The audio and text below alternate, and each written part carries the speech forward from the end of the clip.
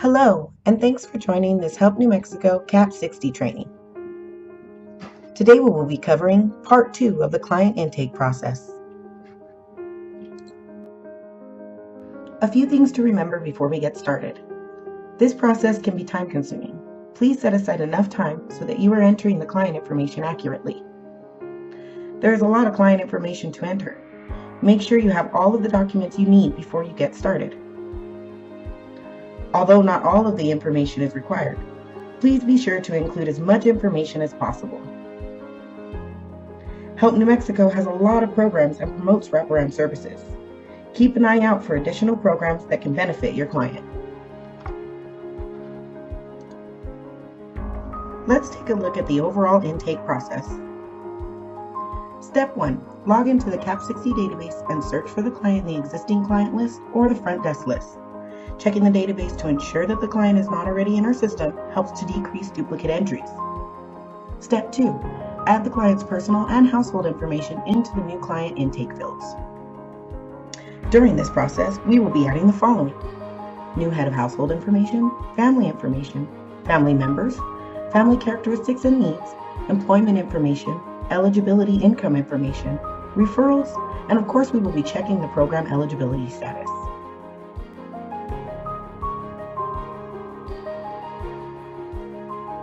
Step 3. Add the case information, run the audit function, and save the new client entry. During this process, we will be adding the following: new case information, documents and services, program goals, family goals into the case, print program goals for client files, and audit and correct the entry.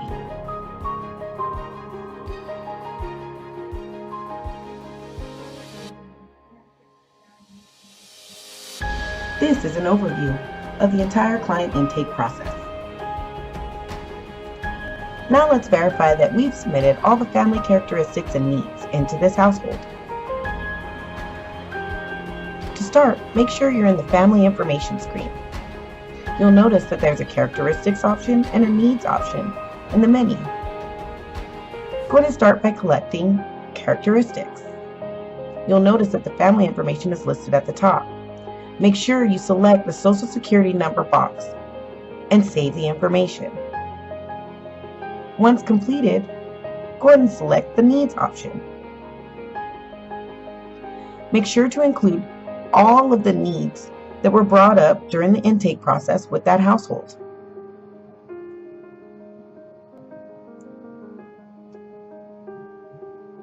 In this particular situation, you needed assistance with food, assistance with rent,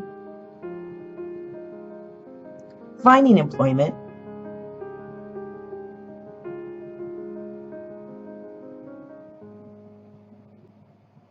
and utilities assistance. Make sure once you clicked all the boxes that you hit save. Let's take a moment to review some of the content from the family information screen. The other or unspecified options should not be used at any time. Using these options has a negative effect on our reporting data. Any questions regarding these drop-down options should be directed to a supervisor.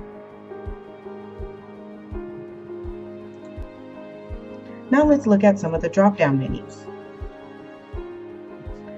The Family Type menu, located in the Family Information screen, includes the following options: not assigned, extended family, grandparent raising children, mixed adults with children, other, single parent female, single parent male, single person, 2 adults, no children, 2-parent household, and unspecified. Remember not to confuse single parent and single person households. Be sure that the option you select is specific to your client's situation. Most of our clients will fit into one of these categories.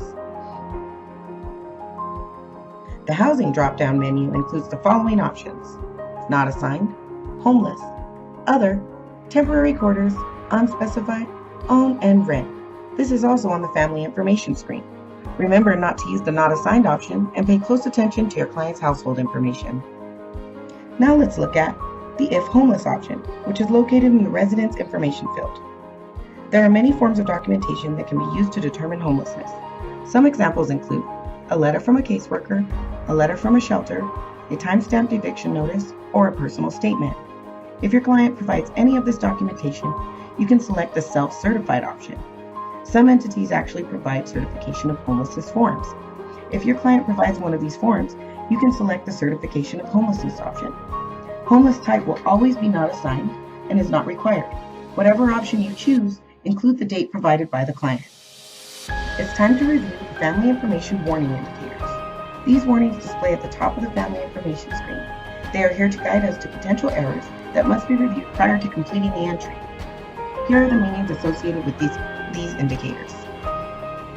Form warnings. These are caused by past due signed authorization forms. Family warnings.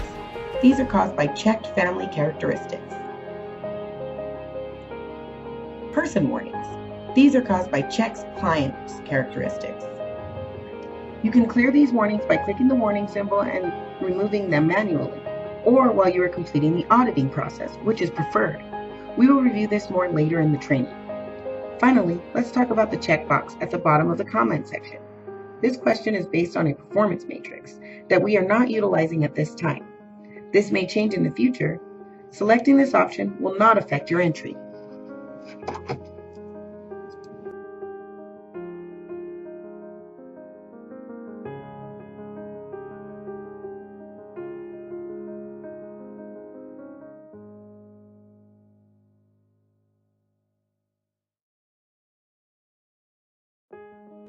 Now it's time to add the employment information for this household. You can start by selecting the employment option in the menu located on the left-hand side of the page. This will bring you to the employment screen. You'll notice that there are no entries for this household. Select the Add key and it'll bring you to a new employment page. Start by selecting the client that you are including employment information for.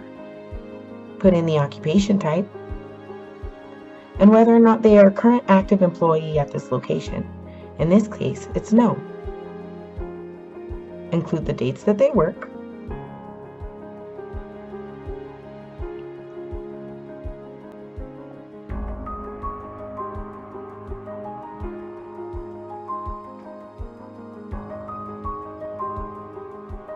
the current employment status, which in this case is unemployed,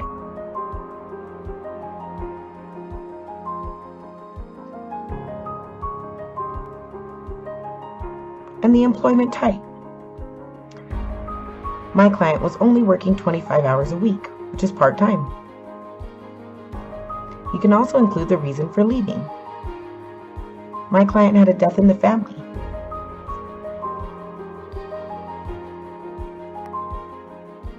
Continue to include all the employer information. If the client still knows the supervisor name, include that as well.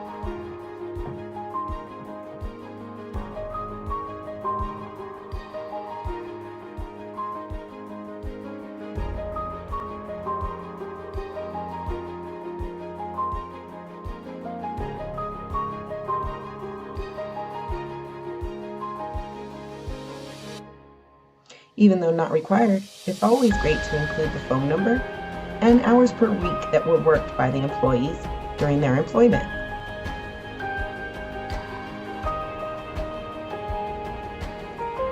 Include a brief description of the employee's job duties in their position during employment.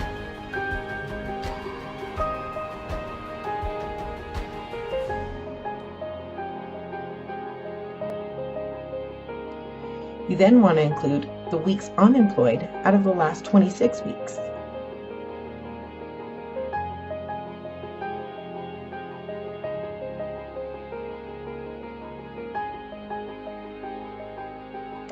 Ask your client if they are attending a secondary, vocationary, technical, or academic school full-time. If they are between terms, ask if they intend to return in the future.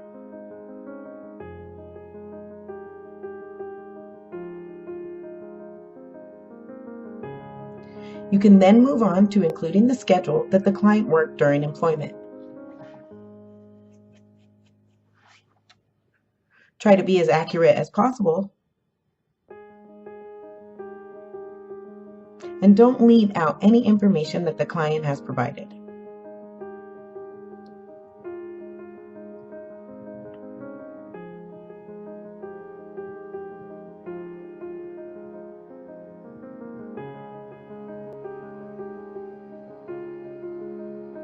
It is okay if the client doesn't necessarily remember their entire work schedule.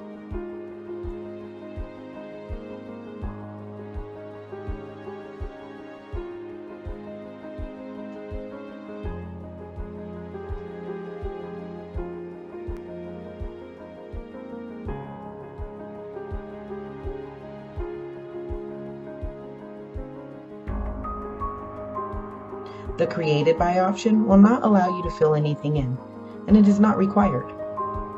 Always remember to save your entry. Hit Save and New if you have another entry. Now let's add the family eligibility income information. You can start by selecting Family Eligibility Income option, located in the menu on the left-hand side of the page.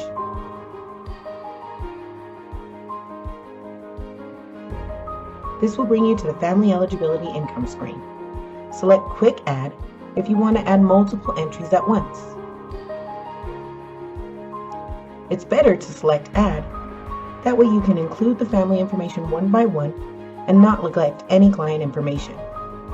Start by putting in the family member who's receiving the income, the type of income they're receiving, in this case it's a benefit, and whether or not they are actively receiving it. You can select the income source, which is SSI SSP for this particular client, and the amount that they are receiving. Don't forget the interval, which is how many times they are receiving that.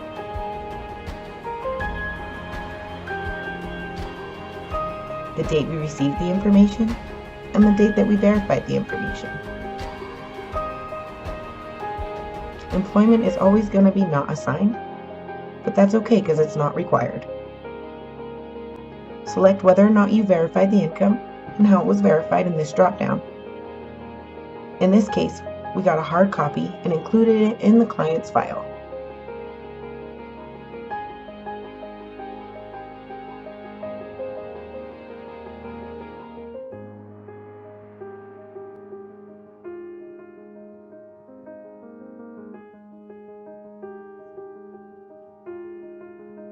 The Entered By/On option is not required and will not allow you to type anything into the field. There is an average calculator and an income calculator available just in case you need to calculate the client's income by hand. Don't forget to save the information. If you're entering some more income information, select Save and New. Then continue to put in the income information for the next client you've selected. In this case, it's Mary Brooks now. She receives TANF benefits. Again, you're going to fill out all the required income information.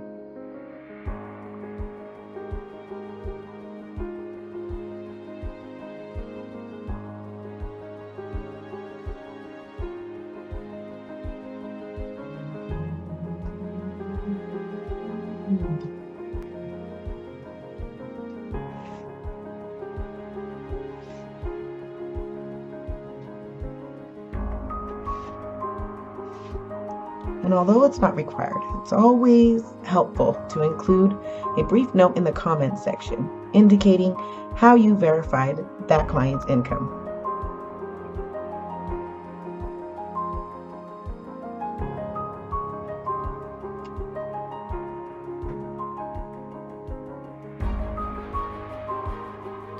Always remember to save your entries. Once you have completed this, you'll notice that the income information will display at the bottom of the screen.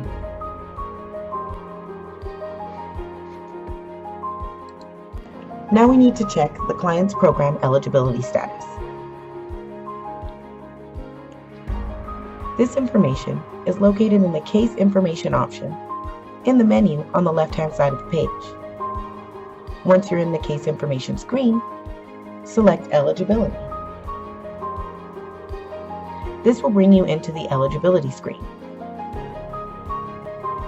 Put in the application date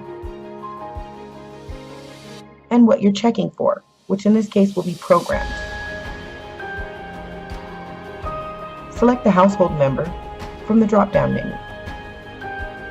As you can see, this will pull up a detailed list of Help New Mexico programs that we have to offer and whether or not the client is eligible for any of them. You can select different household members from the drop-down list, and it will pull up the same information for them.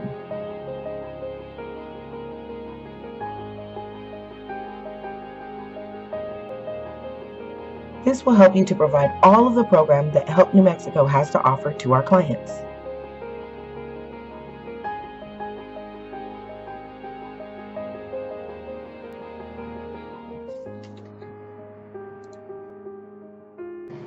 Step 3. Add case information, run the audit function, and save the new client entry. Time to learn how to add a new case. You can start by selecting the Case Information option located in the menu on the left side of the page.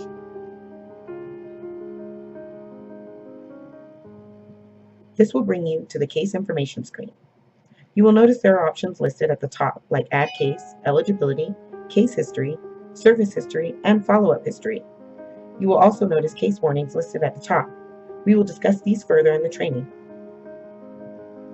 You can add a new case by selecting the Add Case option or by clicking the CAP folder icon in the Household Cases field. This will bring you to the Case Information screen. Start by adding the date applied. Never leave any date fields empty in CAP60. Then add the case number. The case number will be the client's first initial, last initial, and the last 4 of their social. We will discuss this further in the training. Select the program name, which in this case will be 2016 CSBG program, and the name of the caseworker that assisted the participant. Include the family member name that the services were provided to. The case status depends on where you are in the process. CSBG emergency assistance programs are usually completed that day. In some cases, you would select other options like approved and update this information once completed. Add the center, which is Help New Mexico Admin Office. And you need no option for status or denial reason since the client was approved. For case contributes to applicant employment supports, you're going to select no. And for case contributes to applicant family supports, you're going to select yes.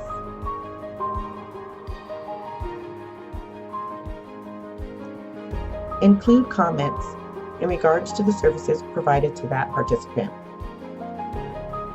Remember the CAP60 model. The more information you provide, the better, especially if the client is being assisted by another Help New Mexico representative in the future.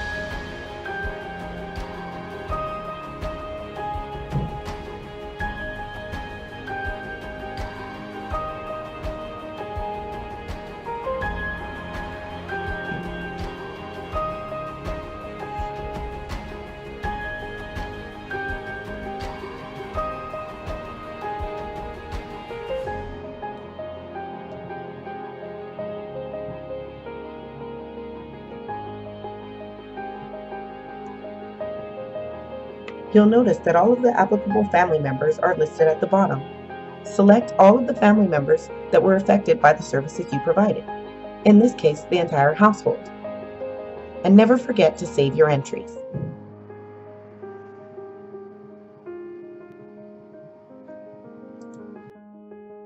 Let's review. Remember, when adding a new case, the case number must follow a certain format, which includes the participant's first initial, the participant's last initial, and the last 4 digits of the participant's Social Security number. To avoid duplicates, I did not include a case number, but our client's case number would have been G for Garth, B for Brooks, 5533 for the last 4 of the social. Let's also take a second look at the CSBG dropdowns in the additional information section on the case information screen. Case contributes to applicant employment supports, and case contributes to applicant family supports. If you have provided additional job support services, such as job readiness, job search assistance, or job placement, and have thoroughly documented these activities in case notes and completed the required follow-up, you can select Yes, Case contributes to applicant employment supports. If the case you are entering is associated with the services and the outcomes that directly contribute to overall family needs, then you can select Yes, Case contributes to applicant family supports. If neither of these options apply, then select No. Now it's time to add documents and services into the case. This information is all located in the Case Information screen. You can start by selecting the case number in the Household Cases list. This will bring you to the Case Summary page. As you can see, the Case Summary page has a lot of entry fields. We're going to start by entering the required documentation.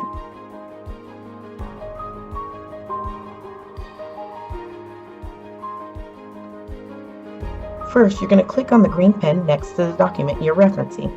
This will bring up the required documents field. Fill out the date you received that information. We have to provide our grievance policy to all of our clients and have them sign off that they received it. You can input this information once that information is received. Go ahead and select the green pen for every document that you need to insert. Provide the date received as well.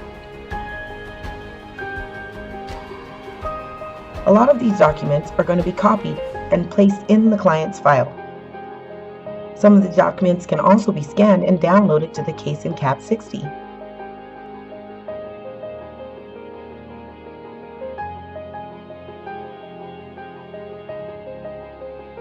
Add every document until you have satisfied all of the requirements.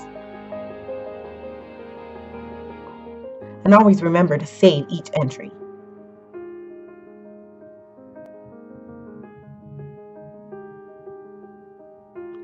Now we can add services to the case.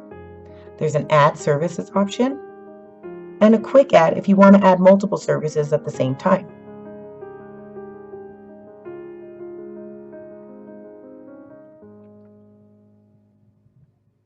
As you'll notice, this has options to add service 1, 2, and 3 at once. Sometimes it's better to add the client information one by one, that way we don't neglect any client data. Select Add Service and you'll come to the Add Services screen. Start by entering the information for the service you provided.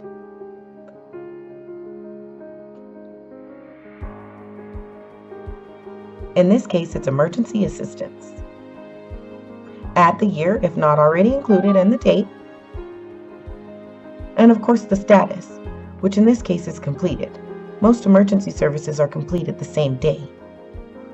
Remember to include the date provided and any other information pertaining to this particular service. Include the funding source, which will be CSBG 2016, and whether this is contributing to the client's employment support or the client's family supports. In this case, it's family supports.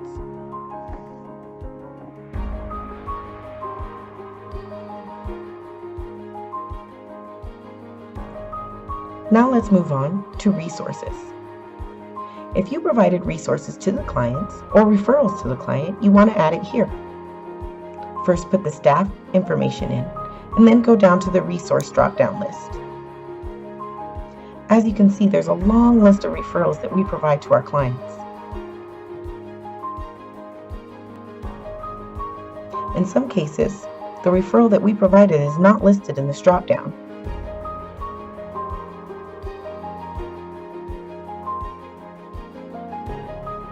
Include the center as well.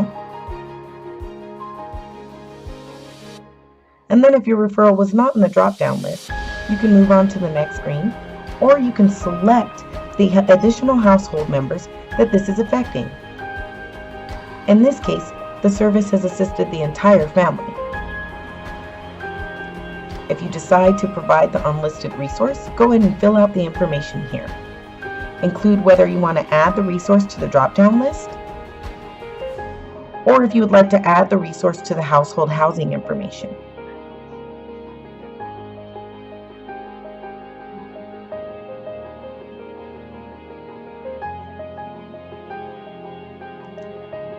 A client account number is not required. Add the start date and the end date of the service and the referral.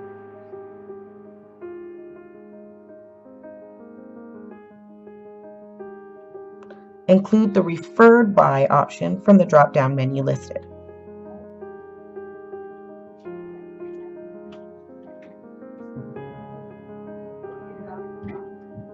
And select whether or not the payment was directly paid to the client.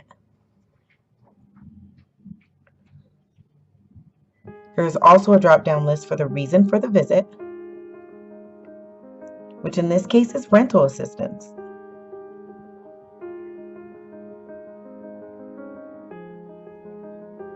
As we said before, the more information, the better.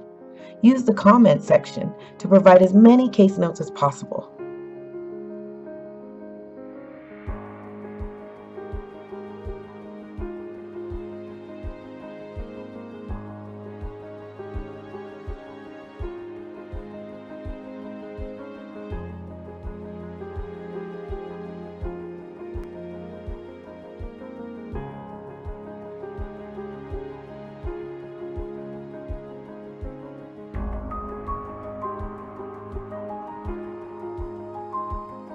Here I've included the amount provided and the reason that assistance was given.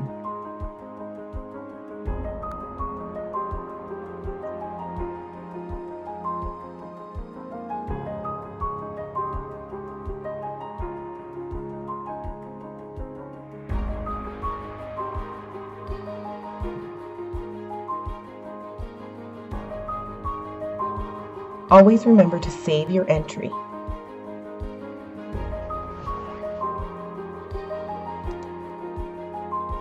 Let's take a look at the overall intake process. Step 1. Log into the CAP60 database and search for the client in the existing client list or the front desk list. Checking the database to ensure that the client is not already in our system helps to decrease duplicate entries. Step 2. Add the client's personal and household information into the new client intake fields. During this process, we will be adding the following: new head of household information, family members, family characteristics and needs, employment information, eligibility income information, referrals, and of course we will be checking the program eligibility status.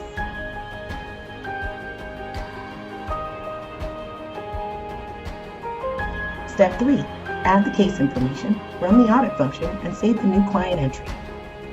During this process, we will be adding the following: new case information, documents and services, program goals, family goals into the case, print program goals for client files, and audit and correct the entry.